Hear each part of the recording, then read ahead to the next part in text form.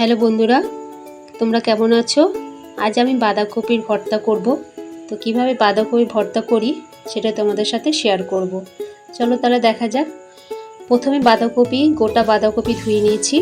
ধুয়ে সেটাকে কুচিয়ে অন্য পাত্রে রেখে দিয়ে এবং বাঁধাকপির যে শক্ত বোটাটা সেটাও কিন্তু আমি কুচিয়ে এর মধ্যে দিয়ে দিয়েছি।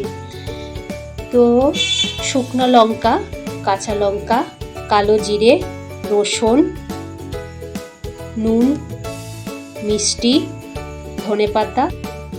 তো আমি কড়াইতে বাদামগুলোকে তেলের মধ্যে একটু ফ্রাই করে নিয়েছি।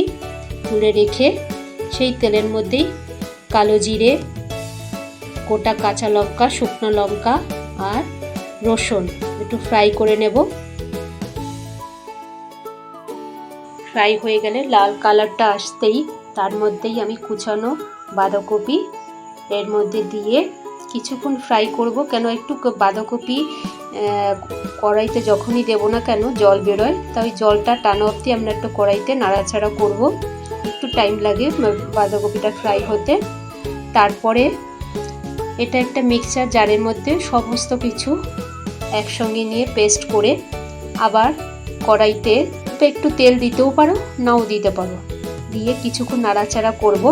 নাড়াচাড়া করার পর যখন জলটা একটু শুকিয়ে যাবে তার মধ্যে তুমি ধনেপাতা কুচিয়ে এর মধ্যে দিয়ে গরম গরম ভাতের সাথে পরিবেশন করতে ভালোই লাগবে। আমাকে জানাবে তোমাদের কেমন লাগছে। লাইক, শেয়ার, কমেন্ট করে আমাকে জানাও। আশা করছি তোমাদের ভালোই লাগবে। অন্য রকমের একটু খাবার।